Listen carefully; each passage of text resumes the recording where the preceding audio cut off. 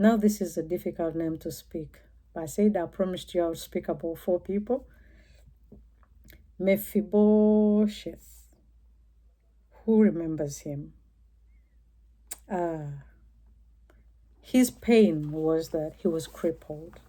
But he was not born crippled, but somehow something happened and he became a cripple. So all his childhood, he spent it when he was crippled. He was crippled during a traumatic event. And when those who don't know the history, he's one of the prince of Israel through Saul.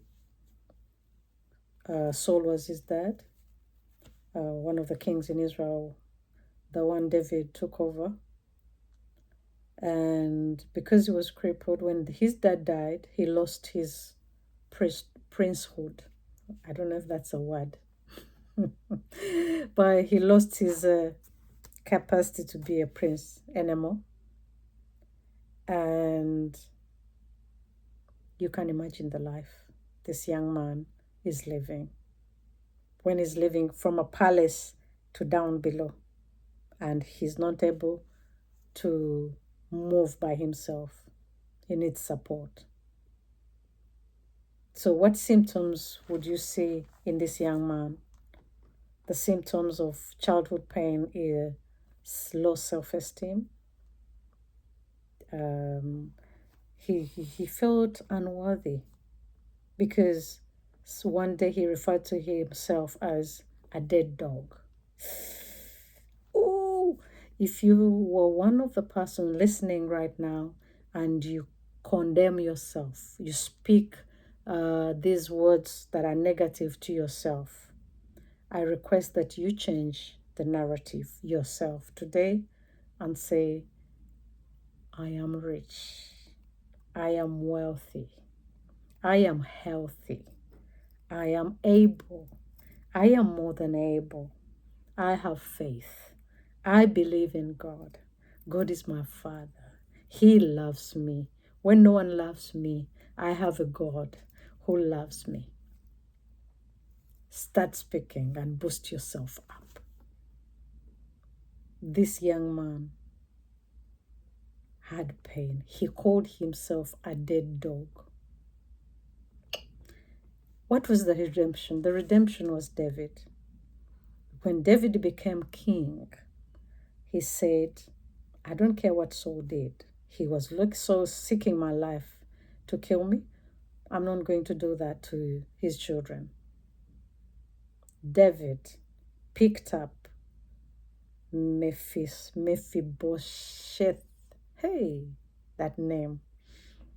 He picked him up and told him he's coming to me, to my palace, to eat with me on the same table.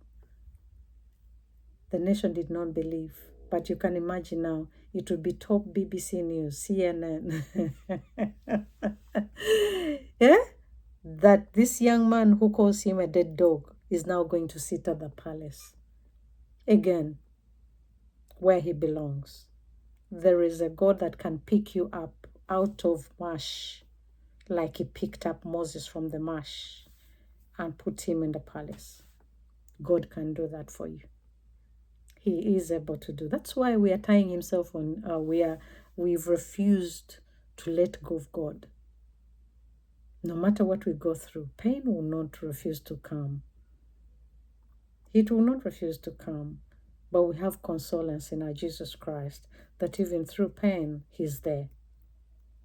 And I told you, through suffering, through tribulation, he comforts us and he lifts us to another level. These ones come, so we are tested. Our faith is tested. And then once we go through it, then we go to another level. Then another level will bring another sort of pain and we'll go through it and to another level. If we persist, the sky is the limit. My last guy is David. David, his pain was, it was possibly rejection in his own house. You remember when God told the prophet Samuel to go and anoint somebody in that house, every child in that house was called apart from David. David was left behind. Then the prophet said, there is one person that I don't see. Bring him. And when they brought him, the Lord confirmed that that is my guy. Can you imagine? He was left. He's always looking after sheep. He's always in the grasslands looking after sheep when the others are on the battle. And you remember in the story with Goliath, he told his brothers, for me, give him to me. They didn't know that he had already the anointing. They said, what can you do? We, big men, tall, beauty, and handsome, we cannot meet this guy. You, the small thing, how? But they didn't know what he had and what he was carrying. But if your own despises you, it hurts more than a neighbor or somebody who's not related to you. But your own to despise you, that is pain, emotional pain, definitely. And what symptoms did we see in David? He was intense in whatever he did, very emotional, as expressed in his Psalms when he was singing. Yeah? And sometimes impulsive when relating to people and things like that. But his redemption was that despite his flaws, David, in the Bible, he's one of the person who God says or refers to a man after God's own heart. Hey, a man after God's own heart. He worshipped God. He loved his God. He listened to his God. But imagine, had he said, for me, I'm rejected, I'm despised, your self-pity, not knowing, not understanding who you are, not recognizing your potential, he would not have been a king.